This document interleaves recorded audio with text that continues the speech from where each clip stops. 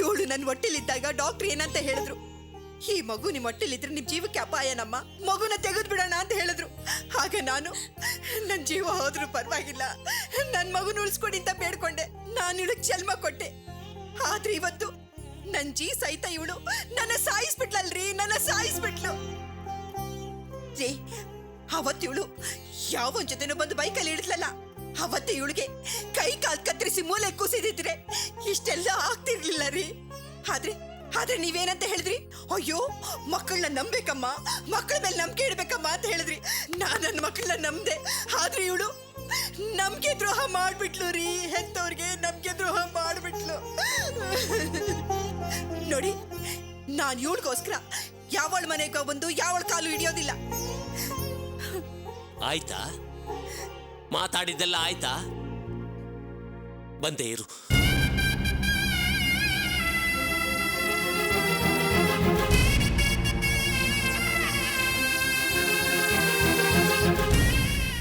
ನಿನ್ಗಿರೋ ಕೋಪ ನನಗೂ ಅವಳ ಮೇಲಿದೆ.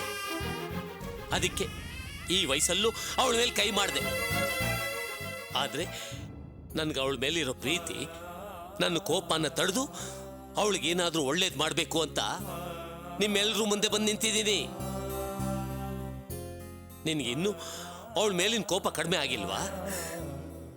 ನಿನ್ನ ಕೋಪ ಕಡಿಮೆ ಆಗಬೇಕು ಅಂದ್ರೆ ಈ ಮಚ್ಚು ತಗೊಂಡು ಒಂದೇ ಸಲ ಅವಳನ್ನ ಕತ್ತರಿಸಾಕು. ಇವಳು ನನ್ನ ಹೊಟ್ಟೆಲ್ ಹುಟ್ಟಿದ ಮಗಳು, ನಾನು ಬೆಳೆಸಿದ ಮಗಳು. ನನ್ನ ಕೈಯಾರೆ ಮಚ್ಚಿಂದ ಅವಳು ಹೇಗೆ ಕತ್ತರಿಸಾಕೋದು ಅಂತ ನೀನೇನಾದ್ರು ಯೋಚನೆ ಮಾಡಿದ್ರೆ ತಗೋ, ಇದರಲ್ಲಿ ವಿಷ ಇದೆ. ಇದನ್ನ ನಿನ್ನ ಕೈಯಾರೆ ಕಾಫಿಯಲ್ಲಿ ಹಾಕಿ ಅವಳು ಕೊಟ್ಬಿಡು. ಕೊಡು, ಸಾಯ್ಲಿ. ನನ್ನಿಂದ ಸಾಯಿಸೋದಿಕ್ಕಾಗಲ್ಲ, ಅವಳೇ ಸಾಯ್ಬೇಕು. ಆಗ್ಲೇ ನನ್ನ ಕೋಪ ಕಡಿಮೆ ಆಗೋದು ಅಂತ ನಿನಗೇನಾರು ಅನ್ಸಿದ್ರೆ ಈ ಹಗ್ಗನ ನಿನ್ನ ಕೈಯಾರೆ ಅವಳು ಕೊಟ್ಟು ನಿನ್ನ ಕಣ್ಣು ಮುಂದೆನೆ ನೇಣು ಹಾಕೊಂಡು ಅವಳು ಸಾಯೋದಕ್ಕೆ ಹೇಳು. ಈ 3 ರೀತಿಯಲ್ಲಿ ಯಾವ ರೀತಿ ಅವಳು ಸಾಯ್ಬೇಕು ಅನ್ನೋದನ್ನ ನೀನೇ ನಿರ್ಧಾರ ಮಾಡು. ಅಪ್ಪ, ಯಾಕಪ್ಪ ಹೀಗೆಲ್ಲ ಮಾತಾಡ್ತಿದ್ದೀರಾ ನೀವು? ಬೇರೆ ದಾರಿನೇ ಇಲ್ಲಮ್ಮ. ಒಂದು, ಇವಳು ಬಾಳೋದಿಕ್ಕೆ ದಾರಿ ಮಾಡ್ಕೊಡ್ಬೇಕು, ಇಲ್ಲ ಅಂದ್ರೆ ಸಾಯಿಸ್ಬೇಕು. ಅದು ಇಲ್ದೆ ಇದು ಇಲ್ದೆ ಯಾಕಮ್ಮ ಸುಮ್ಮನೆ ಹಿಂಸೆ ಕೊಡ್ಬೇಕು? ನನಗೆ ಇವತ್ತು ನಿರ್ಧಾರ ಗೊತ್ತಾಗ್ಲೇಬೇಕು. ಅವಳನ್ನ ಬದುಕೋದಿಕ್ ಬಿಡ್ಬೇಕಾ ಅಥವಾ ಸಾಯಿಸ್ಬೇಕಾ? ಅಪ್ಪ, ದಯವಿಟ್ಟು ಹೀಗೆಲ್ಲ ಮಾತಾಡ್ಬೇಡಿ, ಬಿಡಿ, ಕೊಡಿಪ್ಪ. ಅವಳೇನೋ ಪಾಪ ಮಾಡಿದ್ಲು ಅಂದ್ರೆ ನಾನಂತ ಪಾಪ ಮಾಡೋದಿಲ್ಲ. ಹಾಗಾದ್ರೆ ನಾಳೆ ಅವ್ರ ಮನೆಗೆ ಮದ್ವೆ ವಿಷಯ ಮಾತಾಡಕ್ ಹೋಗ್ತಿದ್ದೀವಿ, ನೀನು ಬರ್ತಿದ್ಯಾ ಅಷ್ಟೇ. ಅಮ್ಮ, ನನ್ಗೆ ನಿನ್ ಬಗ್ಗೆ ಚೆನ್ನಾಗಿ ಗೊತ್ತಮ್ಮ. ನೀನು ಕೋಪಿಷ್ಟೆ, ಆದ್ರೆ ಕಟ್ಕೆ ಅಲ್ಲ. ನೋಡು, ನಾಳೆ ಅಪ್ಪನ ಜೊತೆ ನೀನು ಹೋಗ್ಬಿಟ್ಪ, ಎಲ್ಲ ಒಳ್ಳೇದಾಗುತ್ತೆ ಅಮ್ಮ.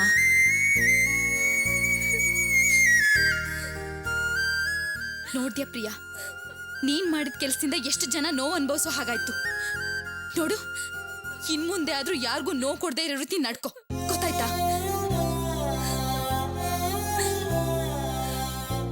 ಅಪ್ಪ, ನಾಳೆ ನಿಮ್ ಜೊತೆ ಅಮ್ಮನ್ನು ಕರ್ಕೊಂಡು ಹೋಗಿ. ನಾನಿನ್ ಬರ್ತೀನಪ್ಪ. ಅಮ್ಮ, ನಾನಿನ್ ಬರ್ತೀನಿ. ಅಣ್ಣ, ಹೋಗಿ ಬರ್ತೀನಿ. ಅದಕ್ಕೆ ಬರ್ತೀನಿ.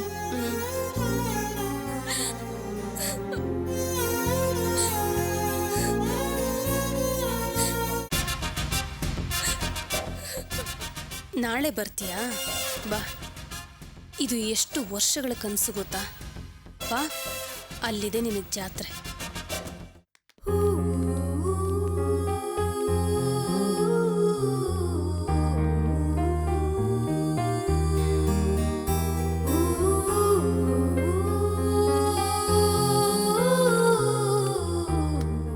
ಆಕಾಶ್,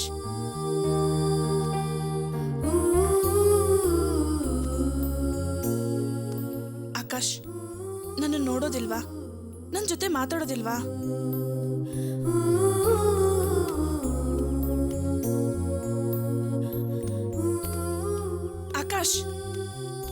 ಆಕಾಶ್ ಆಕಾಶ್ ನಿಂತ್ಕೋ ಆಕಾಶ್, ನನ್ನ ಮಾತು ಕೇಳು.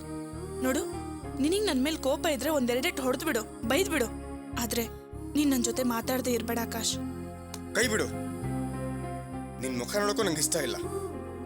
ನಿನ್ ಜೊತೆ ಮಾತಾಡೋಕ್ಕೂ ನಂಗೆ ಭಯ ಆಗತ್ತೆ. ಎಲ್ಲ ನನ್ ಕೊಲ್ಲಕ್ ಬಂದಂತ ಆರೋಪ ಹೊರಿಸ್ತೀಯ ಅಂತ. ಯಾಕೆ ಆಕಾಶ್ ಮಾತಲ್ಲೇ ಸಾಯಿಸ್ತಾ ಇದೀಯಾ? ನಾನು ಹಾಗೆ ಮಾಡೋಳ? ಹೇಳಿದ್ಯಲ್ಲ, ನನ್ನನ್ನು ಲವ್ ಮಾಡ್ದಂತ ಹೇಳೋ ಬದಲಾಗಿ ಕತ್ತಿಸ್ಕಿ ಸಾಯಿಸ್ಬಿಡ್ಬೇಕಿತ್ತು. ನಿನ್ ಮೇಲೆ ನಂಬಿಕೆ ಇಟ್ಟು ನಮ್ಮ ಪ್ರೀತಿ ಗೌರವ ಕೊಟ್ಟು ನಮ್ಮ ಅಪ್ಪ ಅಮ್ಮನ ಕರ್ಕೊಂಬಂದೆ, ಹೆಣ್ ಕೇಳಿದೆ. ಆದ್ರೆ ನೀನು ನಂದನ್ ಮಾತ್ರ ಅಲ್ಲ, ನಮ್ಮ ಅಪ್ಪ ಅಮ್ಮನ ಸೇರಿಸಿ ಅವಮಾನ ಮಾಡಿದೆ. ನಮ್ಮ ನಿಜವಾದ ಪ್ರೀತಿಗೆ ಕಳಂಕ ತಂದ್ಬಿಟ್ಟೆ. ನಿನ್ನ ವಿಷಯದಲ್ಲಿ ಮೊದಲೇ ಒಂದ್ಸಲ ನಾನು ವಿಷ ಕುಡ್ದಿರೋದ್ರಿಂದ ನಾನು ಮತ್ತೆ ಎಲ್ಲಿ ಹಾಗೆ ಮಾಡ್ಕೊಂಡ್ಬಿಡ್ತೀನಿ ಅಂತ ನಮ್ಮಮ್ಮ ಇಡೀ ರಾತ್ರಿ ನನ್ನ ಕಾವಲ್ ಕಾಯ್ತಾ ಇದ್ರು. ಅಷ್ಟೇ ಯಾಕೆ, ನಮ್ಮಪ್ಪ ನನ್ನ ಕಾಲೇಜ್ ಗೇಟ್ವರೆಗೂ ಬಂದ್ಬಿಟ್ಟು ಹೋದ್ರು. ತನ್ನ ಮೇಲೆ ಪ್ರಮಾಣ ಬೇರೆ ಮಾಡಿಸ್ಕೊಂಡ್ರು. ತನ್ನ ಮಗ ಎಲ್ಲಿ ಜೀವ ಕಳ್ಕೊಂಡ್ಬಿಡ್ತಾನೆ ಅಂತ ಅಪ್ಪ ಅಮ್ಮ ಭಯದಿಂದ ಬದುಕೋದು ಎಂಥ ಕಷ್ಟವಾದ ವಿಷಯ ಗೊತ್ತಾ? ಅದಕ್ಕೆ ನೀನ್ ಕಾರಣ ಆಗೋದೆ. ಆಕಾಶ್, ನಾನು ಯಾವ ಪರಿಸ್ಥಿತಿಯಲ್ಲಿ ಆ ರೀತಿ ಮಾತಾಡ್ದೆ ಅಂತ ಸ್ವಲ್ಪ ಅರ್ಥ ಮಾಡ್ಕೊ. ನೀನು ಹೆಣ್ ಕೇಳಕ್ ಬರ್ತಿ ಅಂತ ನಾನು ಅಂದ್ಕೊಂಡಿರ್ಲಿಲ್ಲ. ನಾನು ಯಾವ್ದು ಒಳ್ಳೇದೋ ಅದನ್ನೇ ಮಾಡ್ತೀನಿ ಅಂತ ಹೇಳ್ದೆ. ಆದ್ರೆ ನೀನು ಹೀಗೆ ಮಾಡ್ತಿ ಅಂತ ನನಗೆ ಗೊತ್ತಿರ್ಲಿಲ್ಲ ಆಕಾಶ್. ನೋಡು, ನಮ್ಮ ಅಣ್ಣ ಸಾಧಾರಣವಾಗಿ ಈ ಹುಡುಗ ನಿನ್ಗಿಷ್ಟನಾ ಅಂತ ಕೇಳಿದ್ರು ಕೂಡ ನಾನು ನಿಜ ಹೇಳ್ತಾ ಇದ್ನೇಲೋ ಗೊತ್ತಿಲ್ಲ. ಆದ್ರೆ ನಮ್ಮ ಅಣ್ಣ ನಿನ್ನನ್ನು ಮೊದಲು ಕೆಟ್ಟ ಪರಿಸ್ಥಿತಿಯಲ್ಲಿ ನೋಡಿದ್ದಾರೆ. ನಾನು ಕೆಟ್ಟವನಂತ ನಿಮ್ಮ ಅಣ್ಣ ಹೇಳಿ ನೀನು ನಂಬ್ತೀಯಾ? ಅದಕ್ಕೆ ನಾನು ಲವ್ ಮಾಡಲ್ಲ ಅಂತ ಹೇಳಿದ್ಯಾ? ನೀನ್ ಕೆಟ್ಟವನು ಅಂತ ಹೇಳ್ತಾ ಇಲ್ಲ ಆಕಾಶ್. ಆದ್ರೆ ನಮ್ಮ ಅಣ್ಣನ ದೃಷ್ಟಿಲಿ ನೀನ್ ಕೆಟ್ಟವನು, ಅದಂತೂ ನಿಜ. ನನ್ನ ತಂಗಿ ನಿನ್ನ ಪ್ರೀತಿಸ್ತಾ ಇರೋದು ನಿಜ. ಆದ್ರೆ ಅದೇ ಜಾಗದಲ್ಲಿ ಅವಳನ್ನ ಕತ್ತರಿಸಿ ಹಾಕ್ಬಿಡ್ತೀನಿ ಅಂತ ನಮ್ಮ ಅಣ್ಣ ಹೇಳಿದ್ರು ನನ್ನ ಜೀವಕ್ಕೆ ಹೆದರದೆ ನಿಜ ಹೇಳ್ಬಿಡ್ತಾ ಇದ್ದೆ. ಆದ್ರೆ ನಮ್ಮ ಅಣ್ಣ ಹಾಗೆ ಹೇಳಿಲ್ವಲ್ಲ, ಅವರೇ ಪ್ರಾಣ ಬಿಟ್ಬಿಡ್ತೀನಿ ಅಂತ ಹೇಳಿದ್ರು.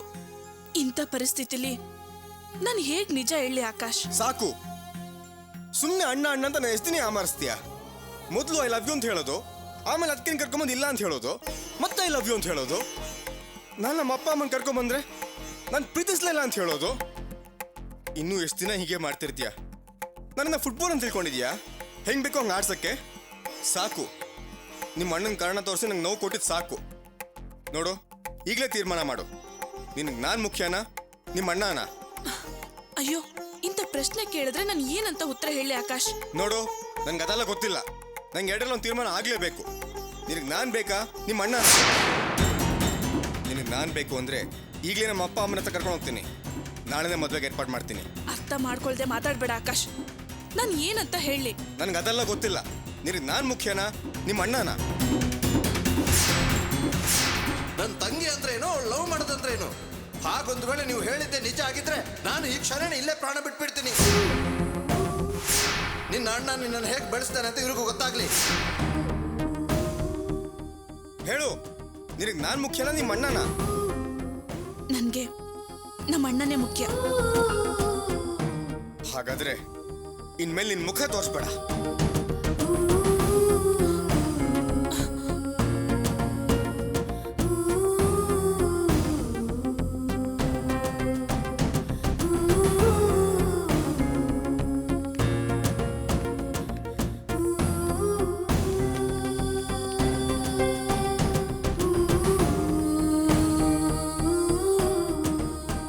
ಯಾಕೆ ನನ್ನ ಜೊತೆ ಕುತ್ಕೊಳ್ಳೋದಿಲ್ವಾ? ನನ್ನ ಜೊತೆ ಮಾತಾಡಲ್ವಾ? ಹೆಣ್ಣ ನೀನು ಮಾತಾಡ್ಬೇಡ್ವೆ. ಆಕಾಶ್ ಮನ್ಸಲ್ಲಿ ಆಸೆ ಹುಡ್ಸಿ ನೋವು ಅನ್ಭವಿಸೋ ಹಾಗೆ ಮಾಡ್ಬಿಟ್ಟಿಯಲ್ಲ. ಈಗ ಮಾಡೋ ಬದಲು ಅವ್ನು ವಿಷ ಕುಡ್ದಿದ್ದಾಗ್ಲೇ ಬಿಟ್ಟಿದ್ರೆ ಅವ್ನು ಆಗ್ಲೇ ಸತ್ತೋಗ್ತಾ ಇದ್ದ. ದಿನ ಯಾಕೆ ಈಗ ಸಾಯಿಸ್ತ್ಯಾ? ಅಣ್ಣನೇ ಮುಖ್ಯ ಅಂದ್ರೆ ಮತ್ತ್ಯಾಕೆ ಲವ್ ಮಾಡ್ದೆ? ದೊಡ್ಡ ಮೋಸ್ಕಾತಿ ನೀನು.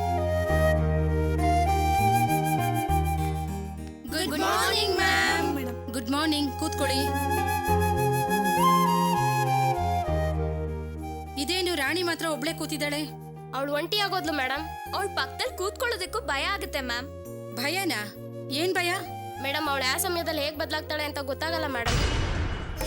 ಹೌದು ಮ್ಯಾಮ್, ಅವಳು ಮೊದಲು ಪ್ರೀತಿ ತೋರಿಸಿ ದಿಢೀರ್ ಅಂತ ದೂರ ಮಾಡ್ತಾಳೆ. ಅವಳು ಒಂಥರ ಡೇಂಜರ್ ಮ್ಯಾಮ್. ಅವಳನ್ನ ನಂಬೇಡಿ ಮ್ಯಾಮ್, ಅವಳು ಡ್ರಾಮಾ ಮಾಡ್ತಾಳೆ. ಅವಳಿಗೆ ಅದೇ ಅಭ್ಯಾಸ.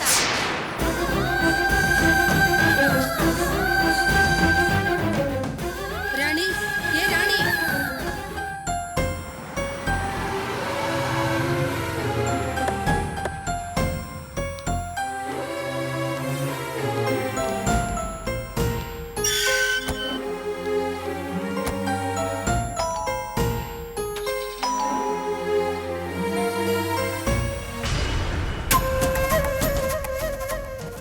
ಬನ್ನಿ ಅತ್ತೆ. ಪಾರ್ವತಿ ನಡಿ. ಬಾಮ.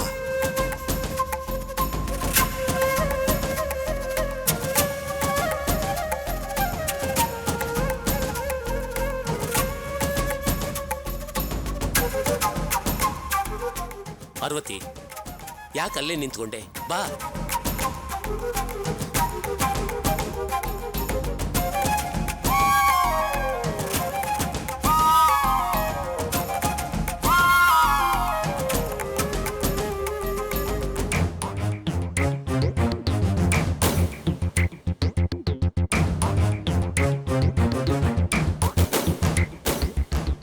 ಪಾರ್ವತಿ ಬಾ ಪಾರ್ವತಿ.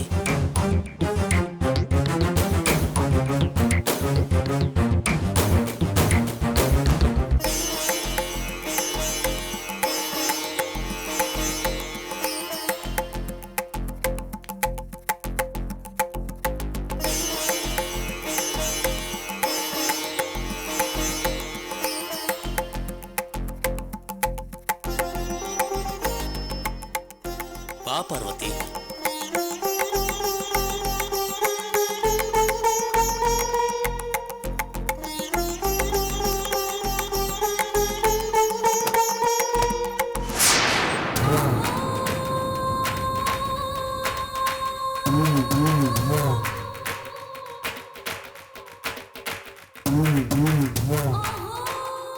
ಅಮ್ಮ, ಮನೆವರೆಗೂ ಬಂದಿದ್ದಾರೆ.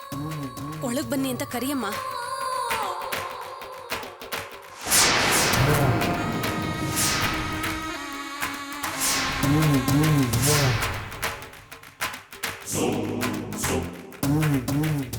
ಪಾರ್ವತಿನ ಕರ್ಕೊಂಡ್ ಬನ್ನಿ ಅಂತ ಹೇಳಿದ್ರಿ, ಕರ್ಕೊಂಡ್ ಬಂದಿದ್ದೀನಿ. ಕರ್ಕೊಂಡ್ ಬನ್ನಿ ಅಂತ ಹೇಳಿ ಒಳಗಡೆ ಕರೆದಿದ್ರೆ ಹೇಗೆ?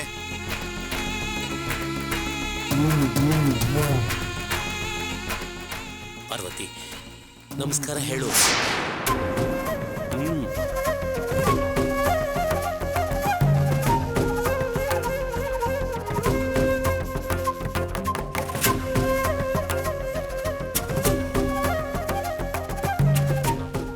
ನಮಸ್ಕಾರ.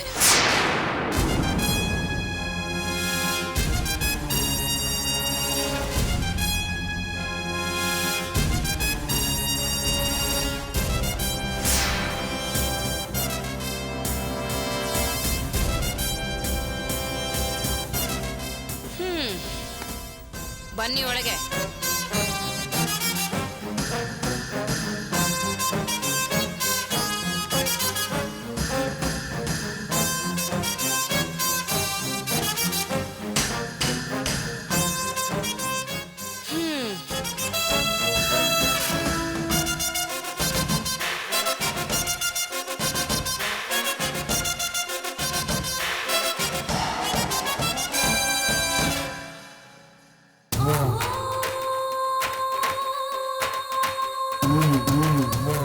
ಮನೆವರೆಗೂ ಬಂದಿದ್ದಾಯ್ತಲ್ಲ, ಯಾಕೆ ನಿಂತಿದ್ದೀರಾ?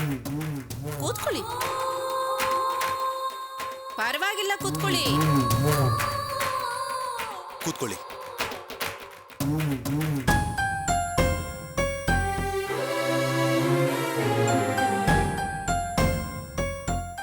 ಏನ್ ಬೀಗ್ರೆ, ನನ್ ಮಗನ್ ಹುಡುಕ್ತಾ ಇದ್ದೀರಾ? ಮನೆ ಒಳಗೆ ಇದ್ದಾನೆ. ದೊಡ್ಡವರು ನಾವು ಮಾತಾಡುವಾಗ ಚಿಕ್ಕವನು ಅವನು ಯಾಕೆ ಅಂತ ಒಳಗಿರು ಅಂತ ನಾನೇ ಹೇಳಿದೆ. ಬೀಗ್ರೆ, ಒಂದ್ ವಿಷಯ ಕೇಳದ್ ಮರ್ತಿದ್ದೆ. ಅಂದಹಾಗೆ ನೀವು ಹಣ್ಣುಗಿನ್ನು ತಂದಿಲ್ಲ ತಾನೆ?